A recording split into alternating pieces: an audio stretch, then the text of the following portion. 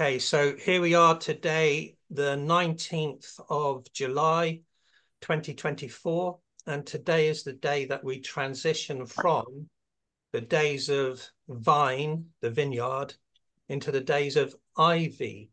And the days of ivy, very, very important for the ancient mystery traditions and stuff, which I'm going to delve into today. I'm just going to bring my PowerPoint presentation up, wherever it is.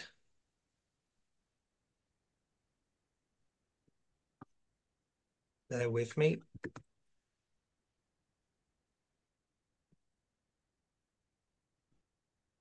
Okay, so this is our third year going around around the Grove. And this talk today, I'm not going to say too much about ivy lore, because I want to really talk about the days of ivy, which is different to the folklore of ivy. So if you're interested in the basic folklore and ideas of ivy, then look on the YouTube channel for Ivy 2022. And that's a video basic lore about the ivy. And then if you're interested in the herbalism, you want to look for Ivy 2023. So look, 2023, we went around looking at the herbalism of every tree. Now, this year, we've been going around looking at different gods and goddesses and how they might correspond with each of the 20 trees. And we've been doing that, and we're doing that today too. But ivy holds a unique position on the sun's ecliptic, which I'm going to talk us through. And I'm also going to delve into mystery cults and different eras, because it's so complicated. Star lore and Gnosticism and mystery cults and so on. And I'm going to weave in and out of the Bronze Age, the Iron Age, Roman times, and the medieval times, you know. So really, if you're working with a sacred landscape, all those layers are there in that time and place, depending on what you want to tune into. And they all have powerful, what we call egregores, you know, thought forms and things. Anyway, we'll get there in a minute. But today then, the sun goes from the days of vine into the days of ivy. And we can be quite precise about that. So ivy governs from the 27th degree of Cancer the Crab to the 15th degree of Leo the Lion. If you're new to this, each tree has 18 degrees of the sun's ecliptic. Just going to mute somebody. Okay. So ivy then is unique in a couple of ways, and it's this. It's the only tree or shrub that goes from Cancer to Leo. And that is, Cancer is governed by the moon, Leo's governed by the sun. So it's the only tree that holds that balance between the moon and the sun. And that's what I'm going to talk about in some detail. And also, ivy takes us up to the midpoint of Leo, which for Celtic mysteries is the fire festival of Lughnasadh, the actual midpoint between summer solstice and autumn equinox. So ivy holds that moon and sun cusp, and it takes us to Lughnasadh. So that's what's happening in the days of ivy. Quite profound, really. And each quarter of the Ogham year wheel has a different mystery kind of theatre, storyboard. So we're in the third ACMA, that's shown here.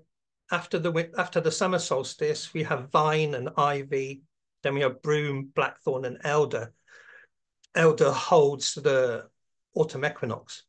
But the kind of theatre of the year and the zodiac and star lore and mystery cults for this quarter of the year is the descending into the ancient mystery cults. And we've touched on that in different videos, and we can talk about that afterwards too. But it's very relevant. All of the mystery cults, like the Eleusinian mysteries and stuff, they happened around the Leo-Virgo cusp time, kind of harvest time with Demeter and so on, you know, but also with other deities. Even Cernunnos is depicted in Gaul between Apollo and Mercury. That's the Leo-Virgo cusp as well. And Ceridwen consumes Gwion back at Lughnasadh, and he's born 9 months later at Beltane. So this is that doorway into the bardic mystery rites, which after 9 months in Ceridwen's cauldron, the radiant brow shines at Beltane. So this is all that. I just give it the name Descent into the Mysteries as a simplicity, really. Also, then we've been following the classical deities, how they correspond to signs of the zodiac. And Ivy here is mostly Leo, and Leo is Apollo in Greek and Roman mythology. So there's all that classical lore, and star lore finds its way into other mystery traditions. And if you were interested, you might want to ponder who would be the Celtic Apollo. But it seems to be that, you know, the festival, just like Imbolc is Brigid, corresponding with Aquarius, we're now directly opposite. And Lughnasadh is named after Lugh, or Lugus. So that might be there as a god of light, as opposed to the god of the sun, rather a god of light. So the Celts aren't the same as the Greeks and Romans, but there's crossovers and influences. The second half of Leo is the maiden goddess Broom, and we'd do that with the days of Broom. And really, most Celtic sovereignty goddesses, goddesses of the land, are solar. So this would be her position as Broom on the other side of Lughnasadh once Ivy gets us there, if you like. So in the top left-hand corner, you can see I've scribbled Lord and Lady on either side of Lughnasadh for the alchemical marriage that takes place with that festivity. So just a recap then of the star lore of the third Akma, and key elements I'm going to point out because we're going to keep seeing it in iconography that I'm going to be showing you. So in the top right-hand corner, you can see it says Cancer for Cancer the Crab. And the main constellation there is the head of Hydra, the water serpent. And Hydra, the serpent, will appear in a lot of the iconography I'm going to show you. And then on the serpent's back, about midway, is the gold wine mixing vessel known as a crater. The constellation is called Crater, the wine mixing cup. So this is the sacred vessel for water and wine and alchemical marriages and all the rest of it.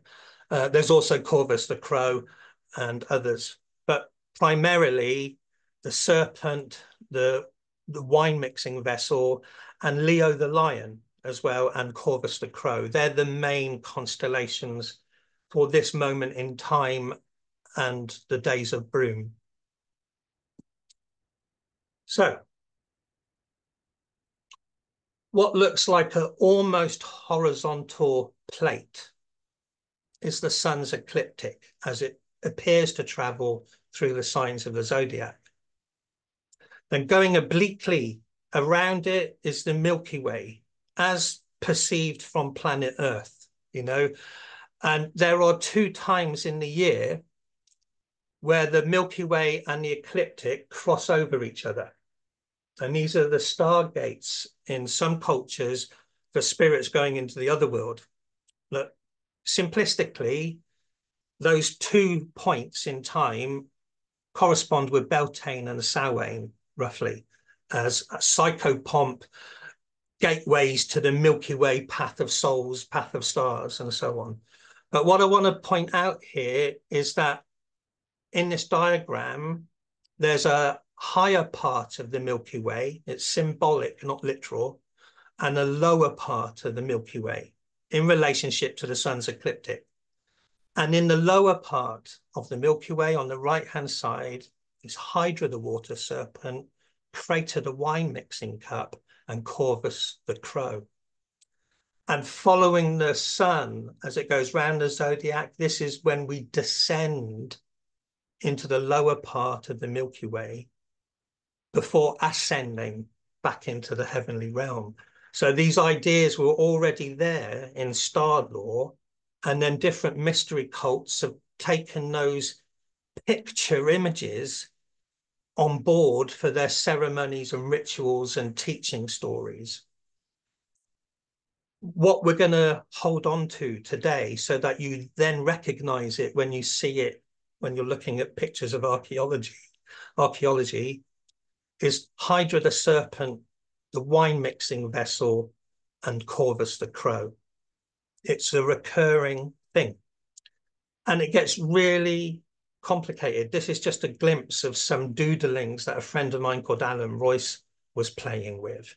But there's a direct relationship between the horizon, stars that are below the horizon, Hydra, Crater, the wine mixing cup, Leo the lion just above the horizon, and Draco the dragon above with the great bear.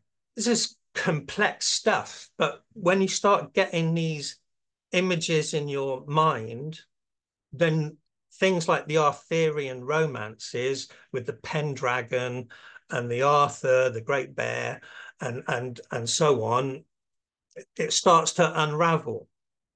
Just the star lore motifs are keys for understanding mythology. Mythology is like oral iconography. It's iconography in a story form.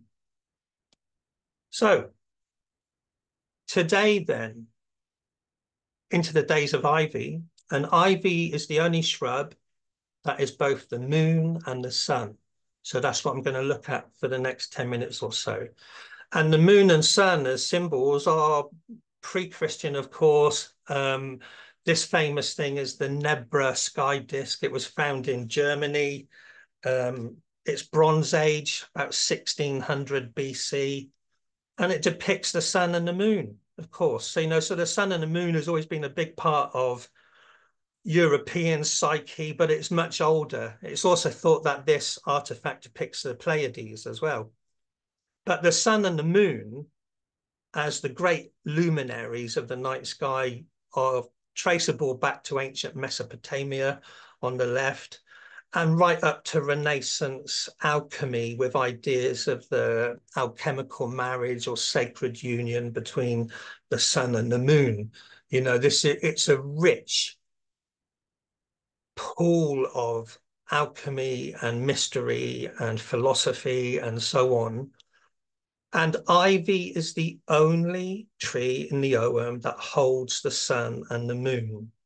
So it's really worth thinking about its position, where we are now, coming down after summer solstice. Even on early Christian iconography, Jesus and Mary Magdalene are depicted as the sun and the moon. So you're drifting not into the world of Catholicism, but into the forbidden Gnostic gospels and all of that kind of stuff, which is relevant to ivy as well, and the days of ivy. Touch on that further on. I'm going to look at some intrigues in France. Coming back to Britain and Roman times and this artifact,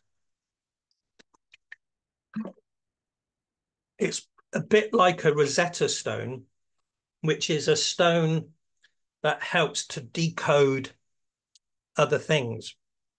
And around this figure of Mithras, is the zodiac in a very, very specific layout. And I'll talk us through that. Normally, the zodiac begins with the spring equinox and the sun entering the sign of Aries, the ram. That's a more normal way of beginning the zodiac, beginning with Aries, concluding with Pisces. But the Mithraic zodiac here doesn't do that. It does something very unique, and I'll talk you through it, because this is a recurring mystery tradition way of working with star law, not just as external wisdom stories, but also as an internal esoteric alchemy. And serious, you know, it's fascinating. So the unique layout of this artifact, which is from Hadrian's Wall, 4th century Romano-British, but the Roman legionaries were quite obsessed with the mysteries of Mithras. And there were Mithraeums, temples of Mithras, in most Roman towns. So like there's 3 main Roman towns in Wales that were built by the Roman emperor for Ellen of the Ways. And they are Carnarvon, Caerleon, and Carmarthen. And all 3 of them have Mithraeums. So this Mithraic star law mystery was in Wales long before Merlin was born, long before Arthur and Taliesin was born. You know, they inherited this stuff from the Romano-British mysteries, if you like. And there were other things going on, like a Temple of Isis in London. So in the early centuries, the Roman Empire could have gone with Jesus mysteries or Mithraic mysteries, or even the mysteries of Isis and Osiris. And the Jesus mysteries won, if you like, and anything else kind of pushed aside as being pagan. Or if there was hybridized occultism, like Gnostic Christianity, that was suppressed as well. Only the 4 Gospels of Matthew, Mark, Luke, and John, and the Catholic Church won the day, if you like. So that rant over. Back to this artifact on Hadrian's Wall. The unique zodiacal layout is that it starts in the bottom left-hand side with Aquarius and goes all the way around clockwise to Capricorn on the right-hand side.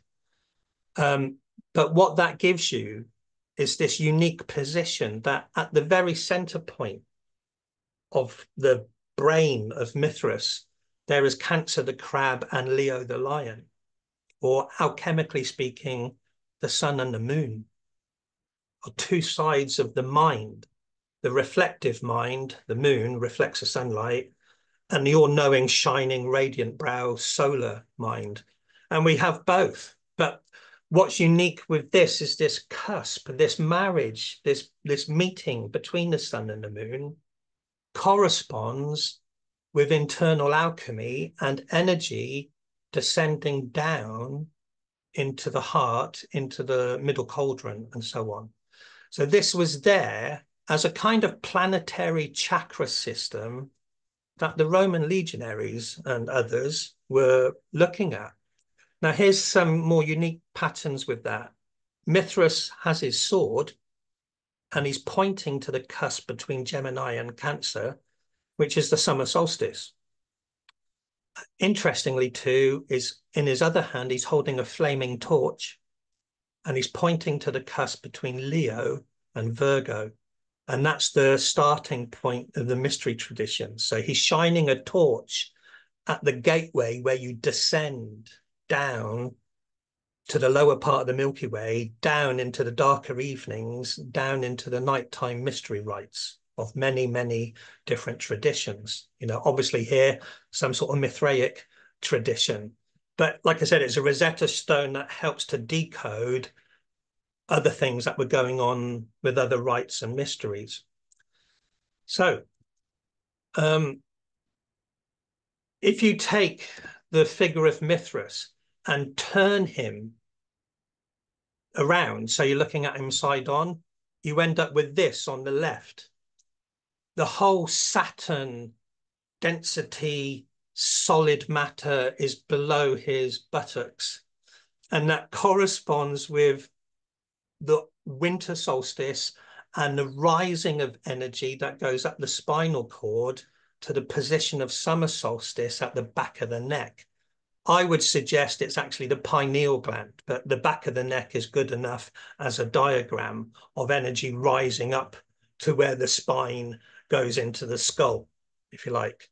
And that's the position of summer solstice, where Mithras is pointing with his sword. And then after the in-breath and the rising of energy, there's the descending of energy back down to the winter solstice position in front of the groin. It's a very strange thing, but it tallies completely with Taoist ideas of internal alchemy used in Qigong and acupuncture and other ideas, which also corresponds with the Irish Celtic mystique of the Three Cauldrons. It's the same energy pattern in the body. And why would Roman legionaries be interested in any of that? Well, it's the same as the Chinese martial arts, you know, and we would understand it now as not relying on adrenaline. Adrenaline will get you out of trouble, but it burns out in half an hour. How do you last in a martial situation? How do you last on a battlefield for hours and hours? You can't rely on adrenaline. So the only way you can do it and not to burn out is to breathe intelligently and breathe slowly and try and stop your body from falling into adrenal powerhouse panic, you know. So these are almost a qigong, almost a yoga, a way of staying calm and collected so that you can last for hours on the battlefield. Suddenly, the legionaries become a bit more intelligent, you know, how they managed to achieve what they achieved by being the monstrous mechanical warmongering thing the Roman Empire was. But so it wasn't just military skills, they were intelligent about breathing and not panicking and staying alive. This is interesting because that can give us knowledge about how to work with the three cauldrons. So it doesn't matter if you're looking at yoga or even Kabbalistic star law or Qigong and Taoism, they're all singing about the same sort of processes in the body. And I've talked about this elsewhere. And you could see it as your lower cauldron, your middle cauldron, and your upper cauldron being in alignment, being balanced, and so that you're a supported self. You're not top heavy, you're not lopsided, you know, that your energy system is between the sun and the moon, this line coming down through the body, through the center of each cauldron, one above the other. And that then leads on to Gnosticism, as in self-gnosis. It would lead on to Imbas, inspiration in Irish understanding, would lead on to Awen in Welsh understanding. But those moments of divine inspiration are moments. You can't be tapped into Imbus 24 hours a day. You wouldn't be able to go to the toilet or cook food or anything else, you know. So there are moments of perception, but how do you be in such a way that you can tap in easily when you need to? Well, the Chinese phrase for that is Zhong Ding. And it simply means centered equilibrium. That is like being balanced and calm and settled. And you're not panicking in your brain, you're not arguing, you're not being emotional in your brain, you're just being peaceful, and your energy comes down into your middle cauldron, and there you are in your eternal self. your noble self, your self-gnosis, know thyself, all of that kind of ideas that the mystery schools gave to people. So even Mithras on Hadrian's Wall, the Roman legionaries were looking for some sort of centered equilibrium to cope with the battles they have to fight. This also leads on to self-gnosis and self-awareness and knowing the difference between your eternal self and your mortal self. So the legionaries and others doing mystery schools were realizing too that they were more than their flesh and bone body. You know, so it's big stuff, really. The mystery traditions gave people complete belief in the afterlife, that the soul migrated in some way, whether it's reincarnation or whatever. But this was the idea of the mystery schools, that you were helping people acquire self-gnosis and tap into divine inspiration. I use that Mithraic pattern for this diagram. So the Cancer and Leo are at the top, and the tree is holding that center line. And for the three cauldrons, you've got a salmon of wisdom in the lower cauldron, you've got a stag in the middle cauldron, you've got an eagle in the upper cauldron. So it's more just kind of druidic, shamanic representation of the three cauldrons, if you like. But the lower cauldron is Aquarius, Capricorn, winter solstice. The salmon is going to leap from Pisces to Aries as the energy rises up to the moon and the sun. And then it all settles back down again through the cauldrons and stuff. When I'm giving workshops, I often mix things up, confuse everybody, and I confuse myself. So I often teach Tai Chi and Qigong with a load of Druidism thrown in. Or if I'm doing some sort of shamanic workshop about the three cauldrons, I throw a load of Chinese alchemy in. To me, just like the sun and the moon, the east and the west, and actually the whole world coming together with all of its knowledge is where we should be at in the Aquarian age. The problem with the three cauldrons of Ireland, the information about them, which comes from a 14th century manuscript, amounts to little more than 4 pages translated into English. And it describes the cauldrons and what it's like as an advanced poet working with their enlightened cauldrons, but as it's 4 pages, there's no instruction manual. Doesn't really go into any great detail of how to do it. So looking at yoga, qigong, Kabbalah, whatever, everything across the globe, because it's all 2 legs, 2 arms, and a head. You know, we're all the same body, really. And what works for everybody. So, as Mithras was at Hadrian's Wall with the sun and the moon, you can take a look at Mithras, and it's going to lead us into some intrigues in France that are quite interesting and relevant to the days of Ivy. So Mithras very nearly became the main religion of Europe.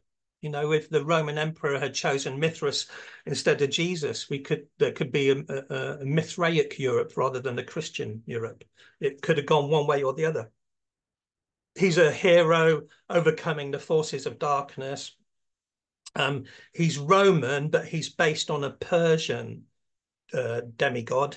But it really is more Roman than Persian because there's a whole load of hybridized ideas there. And he always wears this funny cap with a bobble on top, like a Smurf. You know, they call it a Phrygian cap. And it's a kind of peasant hat, but it's also Persian hat as well. But he's really important. And I would argue now, looking at the star law, and I'll show you some examples, that he corresponds with Lugh. And Ivy's going to take us up to Lughnasadh. And I'll give you some logic as we go through it. The most common icon of Mithras is what's called a tauroctony. And there's loads of them. If you just go on Google Images and put Mithras tauroctony, you'll find loads of examples, and they all slightly differ. There's lots of variables in the imagery, but the constant thing is Mithras with his knee against the sacrificial bull and pushing his sword or dagger into the bull. You know, that's the sacrificial symbol, the main image, why it's called a tauroctony. Taurus just means Taurus the bull. So it's the icon of the bull slaying. But there's lots of zodiacal imagery and other star lore stuff with the tauroctonies. For instance, on this one, you can see a little Scorpio reaching for the bull's testicles. Scorpio, of course. And there's the circle of the zodiac going around.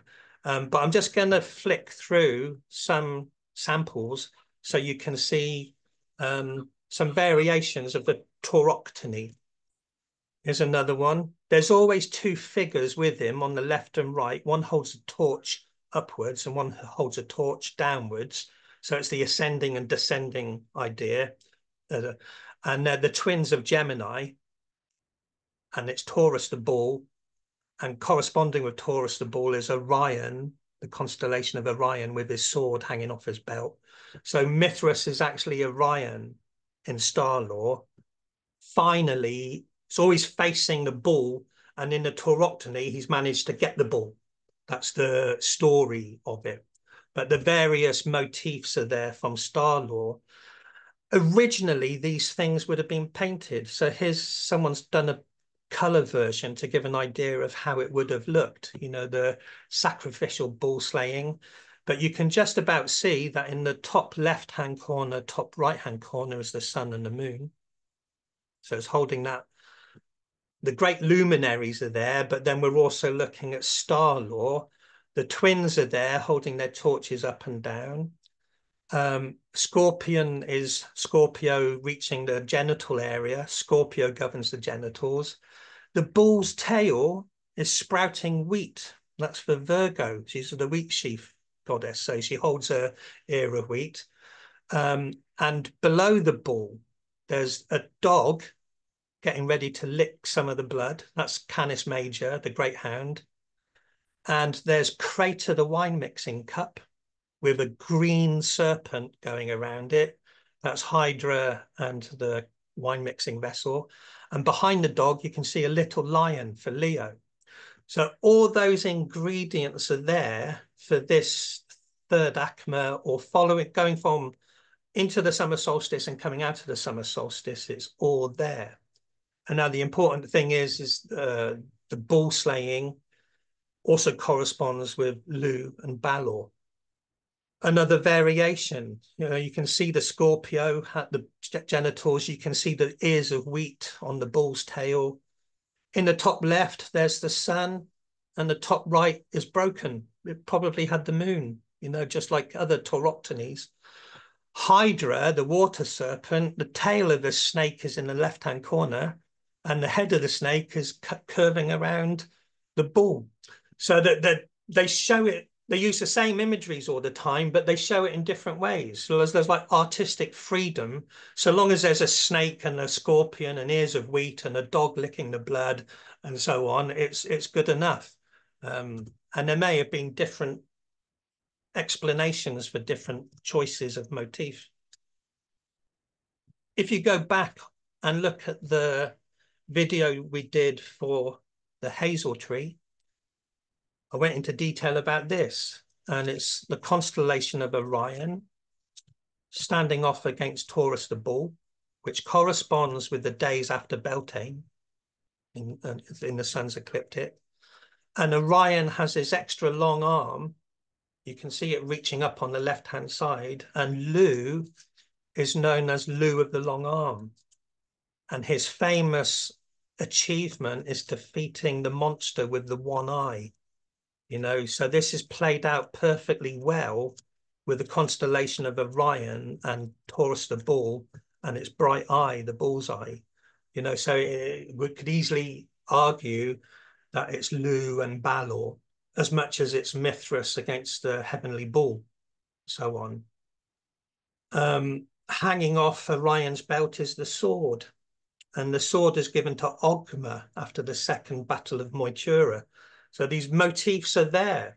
And of course, Mithras uses the sword to sacrifice the bull next to the dog, Canis Major. All these constellations are in the same bit of sky.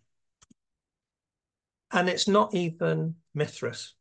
So this is the center of inside the Gundestrup cauldron, the great Celtic silver cauldron with all the ornate panels. But inside, as the liquid went down, down, down, a bull's head would appear. And usually the constellation of Taurus is just a bull's head. But as the vessel got emptier and emptier, you would see the entire bull. Sadly, with the Gundestrup cauldron, the bull's horns are missing. They haven't survived, but you can see where they would come out of the bull's head.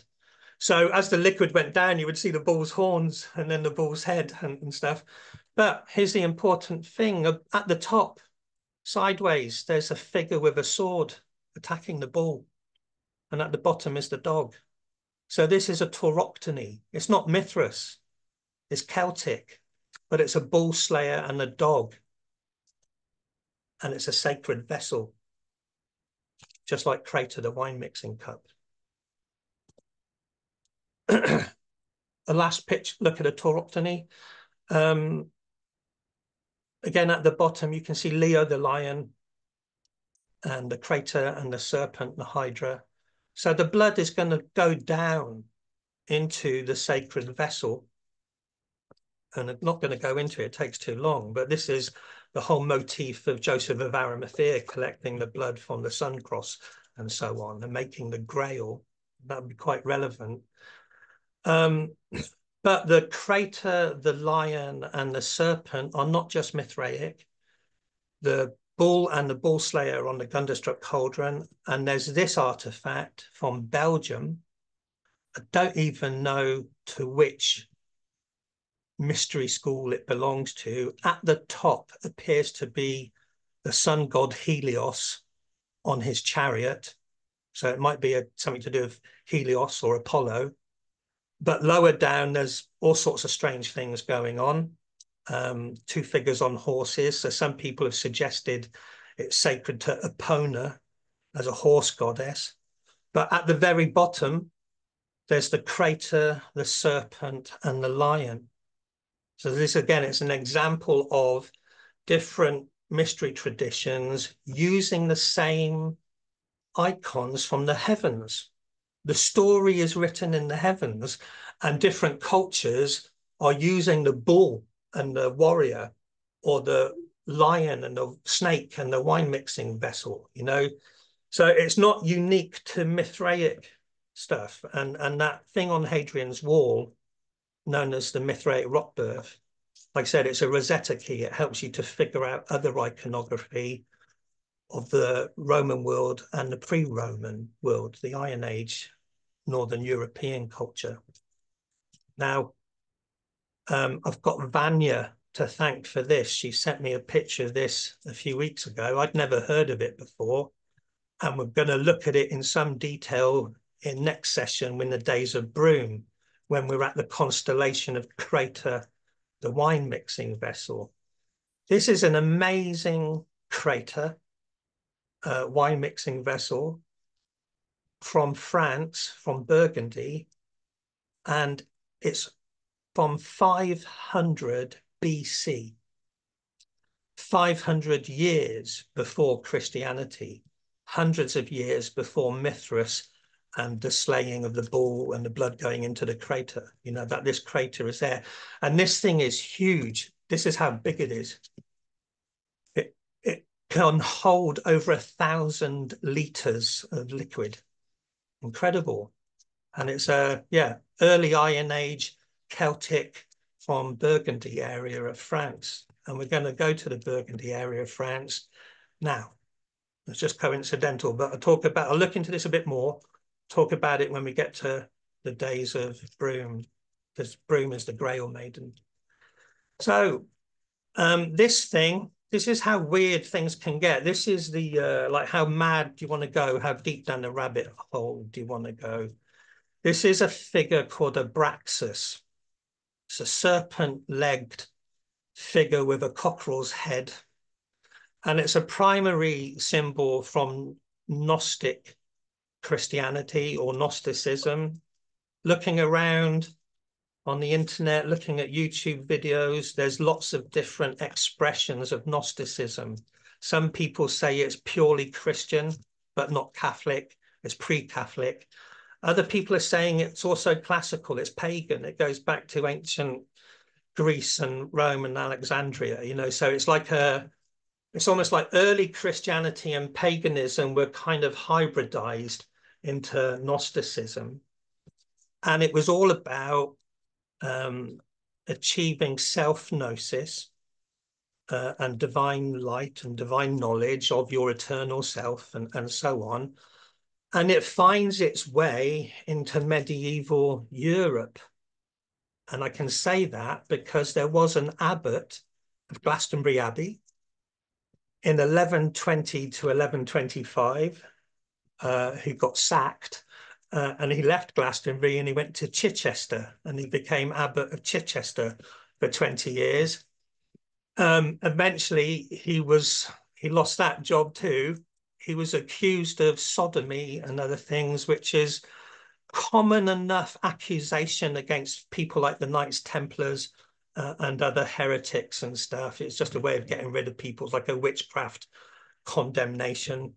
But he's 12th century, and they dug up his tomb at Chichester, and this abbot from 1120s, 1140s had a ring of a Braxus on his finger. So this abbot of Glastonbury, before Glastonbury even found King Arthur's grave and other ideas, there was a Gnostic abbot there in Glastonbury. It's interesting. I would argue that a lot of the Arthurian romances hold heretical ideas, heretical beliefs, at a time when people were being massacred for being Cathars. So a way of dealing with information that's risky is to turn it into a story, turn it into fiction, you know, turn it into audio iconography, you know, so people can sit there, hear the story about Morgan Le Fay and the Holy Grail and Sir Percival or what have you. And on one level, they just hear it as a fantasy story. But on a deeper level, certain people with certain knowledge of older mystery traditions could explain it to younger generations. It's one of the reasons why it resonates so much with people, because it's not just, the Arthurian stories are not just about a king fighting Saxons. They are deep, they are esoteric. So there's this place, introduce you to it, you might know it. It's called Vézelay. It's in France, and it's kind of like the Glastonbury tour of France. A sacred hill on powerful alignments, overlooking its immediate landscape. And the whole area is very rich with esoteric intrigues. I'm going to take you into Vézelay. The whole town goes up the hill, and at the top of the hill, there's a basilica, kind of like a small abbey. It was a Benedictine abbey, same as Glastonbury Abbey. And it's dedicated to Mary Magdalene. So this was the main cult center in France for Mary Magdalene. And it was so important to the psyche of the medieval French and the troubadours. And this is the area where the Arthurian romances were written, a lot of them, like Chrétien de Troyes was in this area of Burgundy, this area of France. But Vézelay itself was the starting point for the Camino de Santiago de Compostela to Finisterre, going pilgrimage, following the Milky Way to the Spanish coastline. But it was also the starting point for the Crusades against the Holy Land. You know, this was the place of power like a Glastonbury tour, if you like, for the French people. Inside, on the left-hand side, as you go in to the Abbey of Mary Magdalene, there's this really ornate carving above the entrance, and we're going to look at that in a bit more detail. But on the right-hand side, you can see the aisle of the basilica being lit up by puddles of sunlight. And that only happens at summer solstice and the feast of John the Baptist. So originally, the basilica was dedicated to John the Baptist, and it marked the 3 days after summer solstice, the feast of John the Baptist. Relevant to lots of other heretical ideas. One of the heretical ideas is something called Johannite. Possibly some people like the Knights Templar were Johannites, that they considered John the Baptist the true Messiah and Jesus a usurper.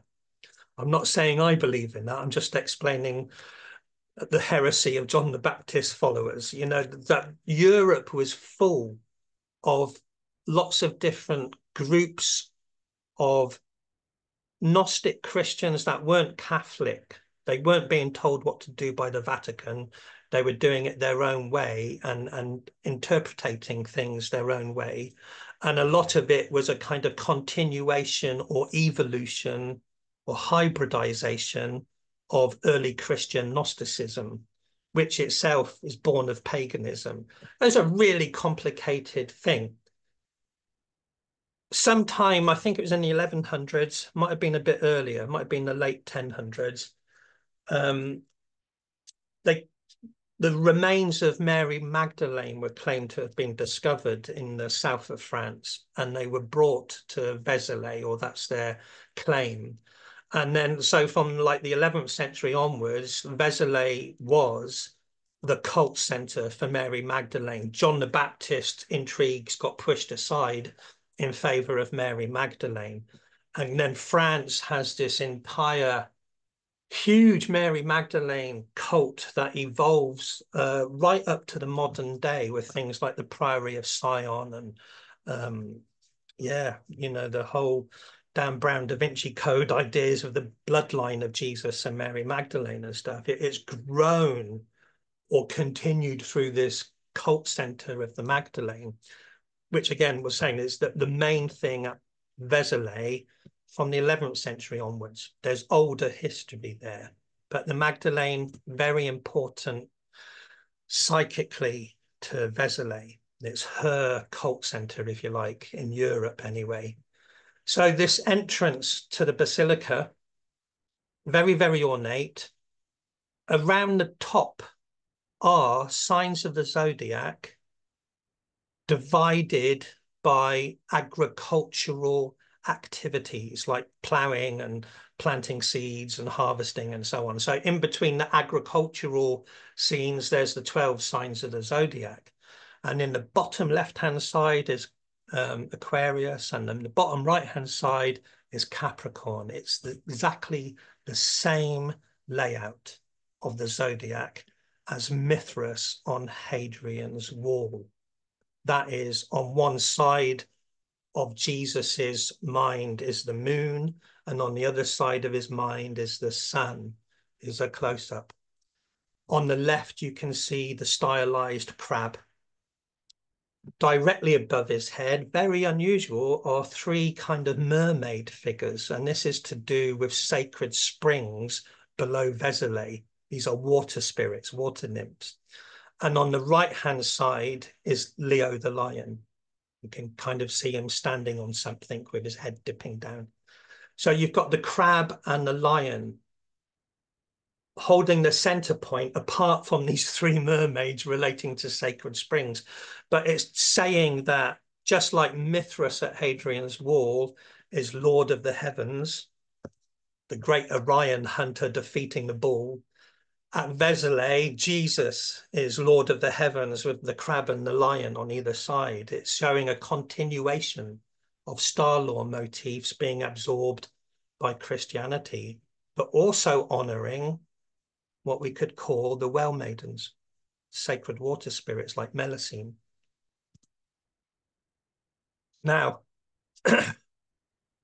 here's the haunting thing then. So Vézelay at its entrance has Jesus with the crab and the lion. And that moment when the sun goes from Cancer the crab into Leo the lion, that center point moment is the 22nd of July, which is the feast day of Mary Magdalene. And this is the Mary Magdalene statue from the Basilica of Mary Magdalene at Vézelay. So whatever you make of it, the sun and the moon, the marriage between the sun and the moon, and the two parts of the mind finding a harmony and descending down into the middle cauldron, which will be the days of broom and create the wine mixing cup. Mary Magdalene is holding that. She's holding that precise moment in time between the sun and the moon. You've got to make of that what you will.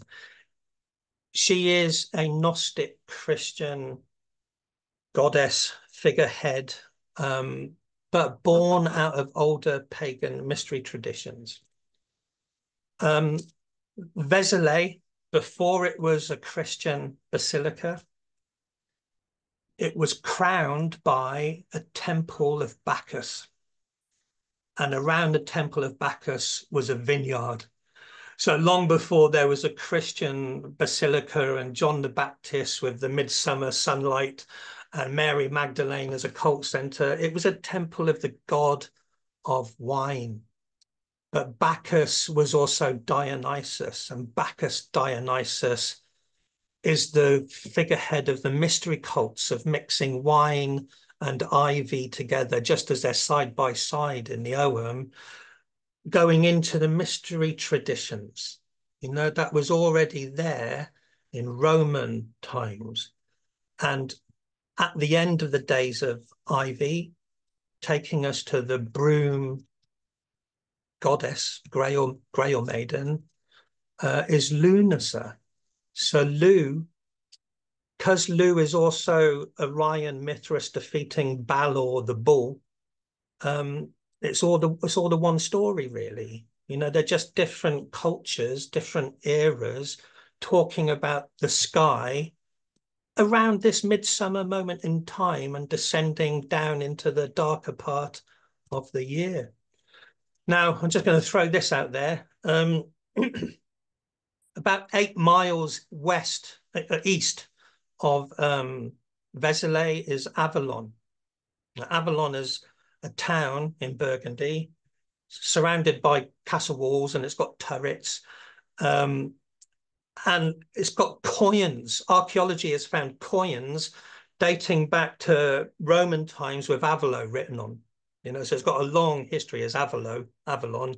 It means place of apples, of course, and it can also possibly mean goddess of apples, pre-Christian goddess of apples. Between Avalon and Vézelay is about 8 miles. And that whole area is a beautiful wooded, forested area with rivers running through it. And it's known as the Avalone. Quite interesting.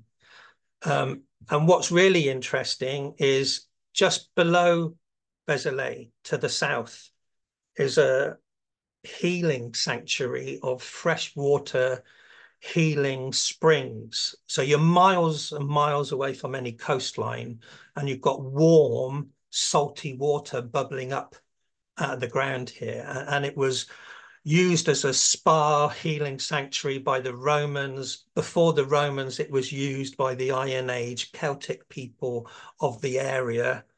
And these wells at the healing sanctuary are waterproofed with burnt oak. Oak planks are burnt to make them waterproof, and they lined the wells with these burnt oaks. They did dendrochronology on the burnt oak lining, and it's Bronze Age. So this healing sanctuary in the Avallone goes back to the Bronze Age, before there were even Celtic people in Europe. You know, so it's a fascinating area. And the river that flows through the healing sanctuary is called the Cure. And it literally means what you think it means, C-U-R-E. It's the healing river, the river Cure in the Avalon area, below Vézelay, Mary Magdalene's cult center. You know, so there's layers and layers and layers of history for the Glastonbury tour of France, if you like. Now, Vézelay was Benedictine, Glastonbury was Benedictine. Both of them claimed to be Avalon or are Avalon. Both of them were center points for pilgrimages to the west coastline. In England, you would go from Winchester to Glastonbury to St. David's. It's as far west as you can go before you reach the Irish Sea. And Vézelay was the same. It was an Avalon, and it was the great pilgrimage to the far west. And it's the same people at both places. Fascinating. Glastonbury tour has a midwinter, winter solstice sun alignment. The sun rolls at Glastonbury tour at winter solstice. Vézelay has the sun lining up the Isle at summer solstice. Kind of mad stuff. So it's just a glimpse of the complexities of European mysteries that found their way into medieval and King Arthur stories and Gnostic Christianity, born of older classical Greek, Roman, and Celtic pagan mystery traditions. It's as heady mix as you would want to throw in any cauldron to brew. So I'll stop sharing and we can chat about some of those ideas in the days of Ivy.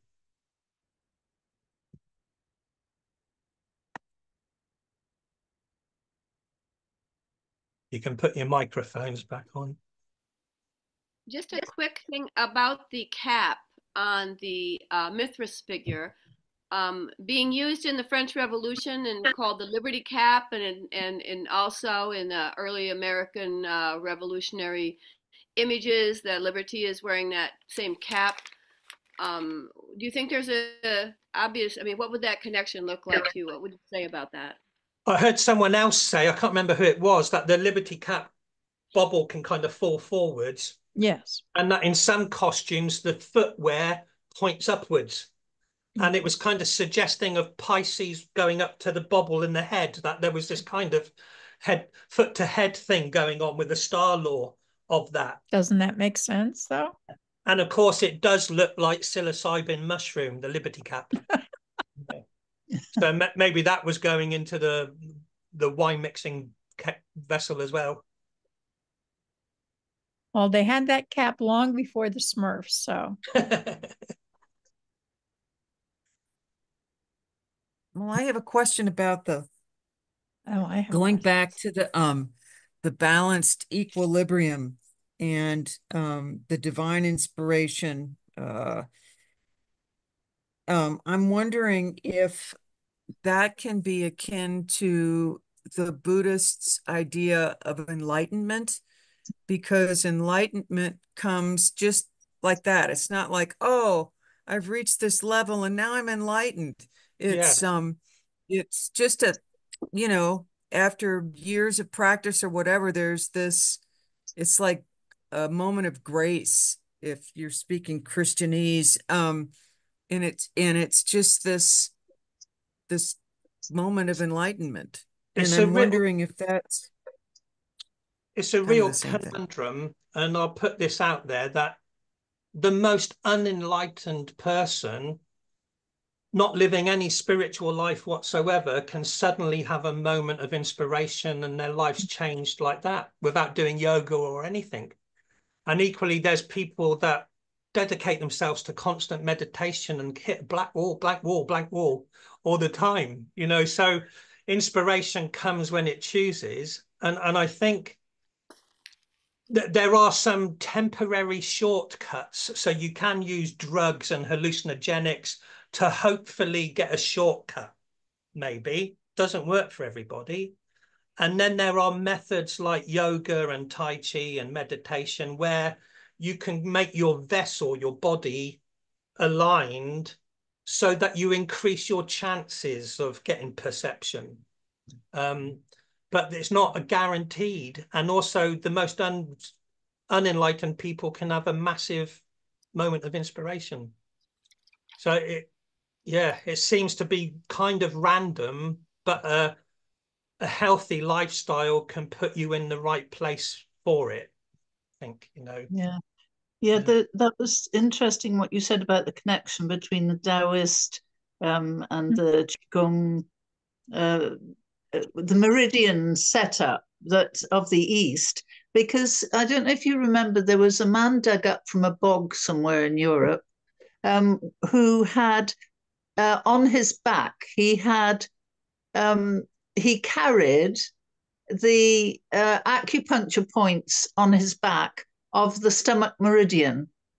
And so even then, there was this connection between so far east, I mean, that you could never imagine, wasn't it?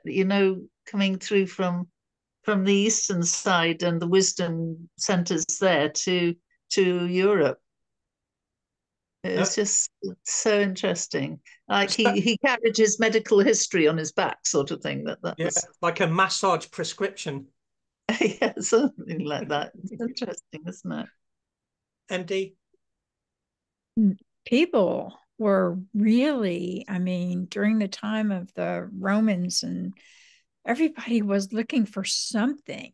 It's just so bizarre that you came up with so many different types of hidden secret sacred beliefs and mysteries, and that we can research those today. I practice Taiji Qigong on a weekly basis, and just today I posted verse 57 from the Tao Te Ching, and it's on my Facebook page. It's about the lawyer and the land and the state. So being in Texas right now. But they speak of the three cauldrons a lot. They're the Dantians, right? And when you seal your chi on the one below your belly button, at your belly button, that is an amazing, when you go through the form, it's an amazing enlightenment to go from the three different vessels, I find anyway. But I mean, and it's so pervasive no matter what mystery tradition you look at. We all have it.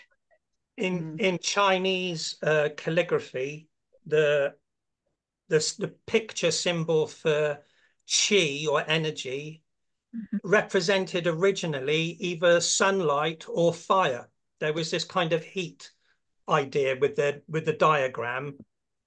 Modern Chinese, it's heat rising off grains of rice is the going up. It's this kind of internal heat, if you like.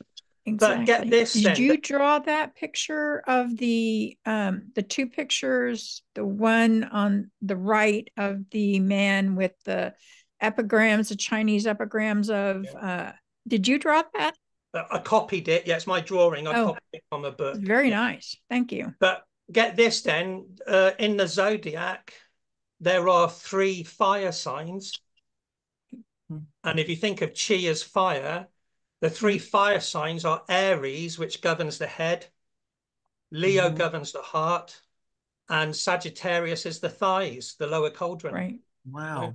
So even in zodiac law of Greece and Rome, there's those internal body relationships with fire. Is the same as the Chinese Dantians and has to be the same as the Irish Three Cauldrons. I concur. That's lovely, isn't it? Yeah, it is lovely.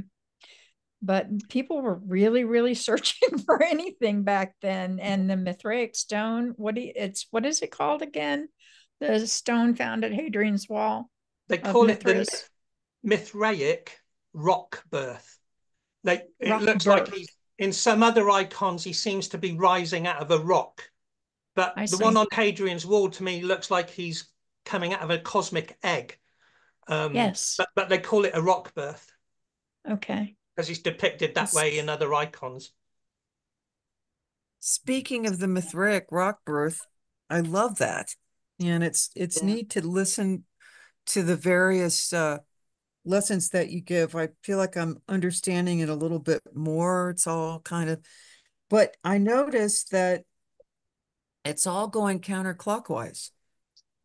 Um, you talked about how it, if I understand this correctly, how it begins the zodiacal year in different places, but the figures are going counterclockwise, and that I'm always intrigued by that because I was really struck by the cauldron and the Big Dipper going counterclockwise around the North Star and the goddess stirring the cauldron.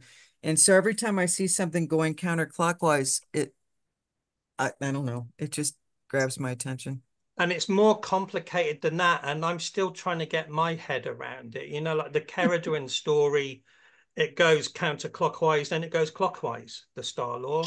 Oh. But the Mithraic astrology and the various Mithraeums, they play around with it. They do it one way, they do it anti-clockwise, and then they do it mirror images. They're Wow. almost like the full moon reflecting, so full moon in Scorpio reflecting Taurus, but the Yeah. Mithraeums are flicking it around. And also you can be on planet Earth looking up at the constellations, or you can have a UFO perspective of looking down on the constellations. Oh, So the wow. Mithraeums, they Is were it, looking at it at different angles. it's fascinating. Is it to do with the precession of the equinox, so that one time is going one way on one level and another way on another?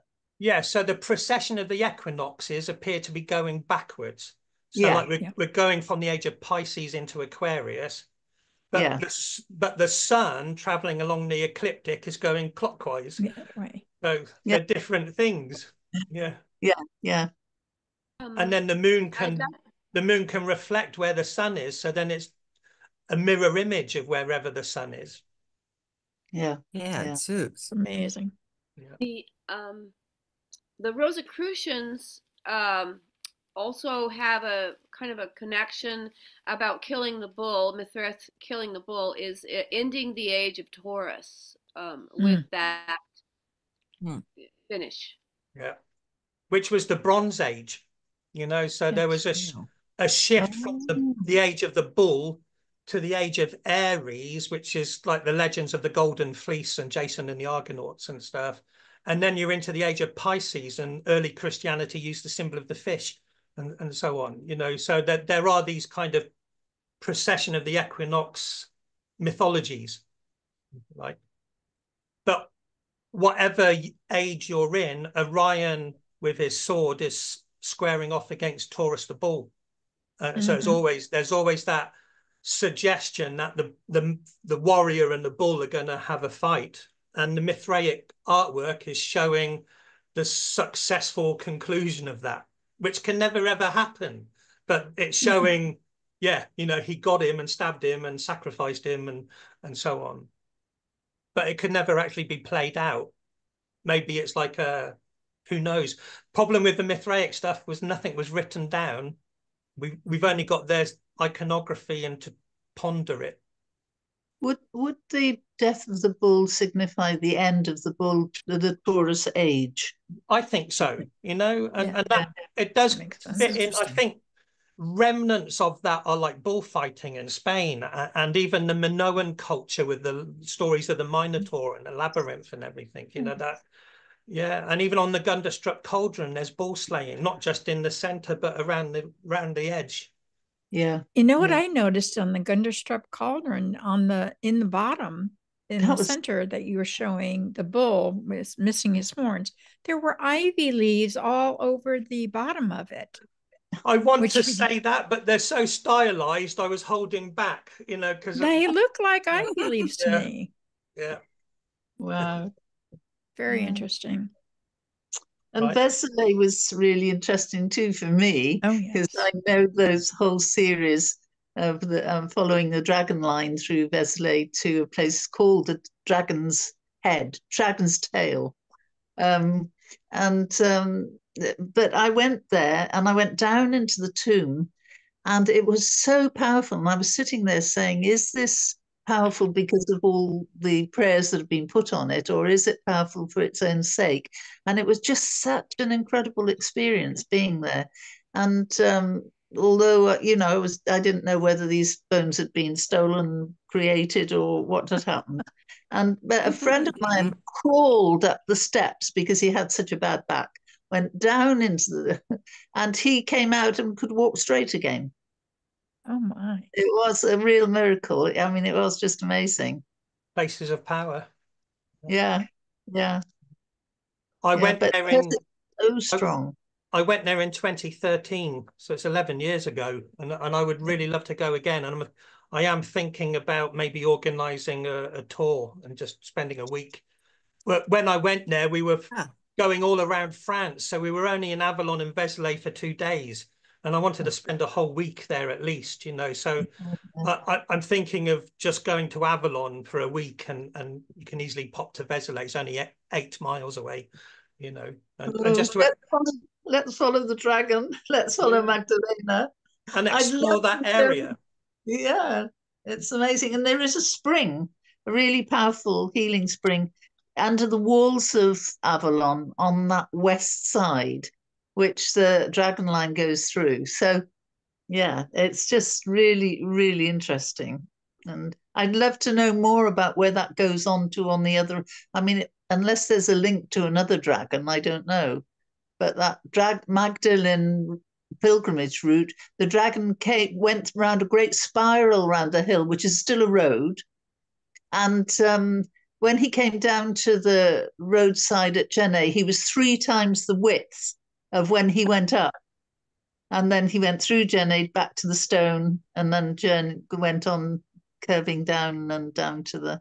And that great big crater, that wine mixing vessel, is from the same area of France. It's all in Burgundy. Yes, it's all the other side of that centre of and the last battle of the Celts. The very first Grail romance, Percival by Chrétien de Troyes, is Burgundy. It's all the same area. Yeah, I know, it's fascinating.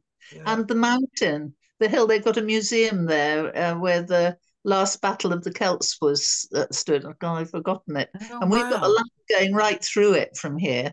And there's an incredible carving of this Dionysus or Heracles.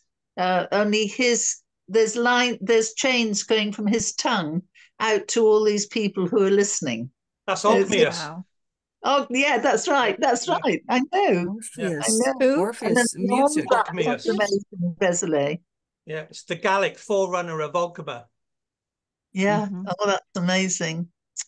Look, it's 8:30, so I'll better stop recording, and we'll do the meditation. Yeah. I'll just stop recording.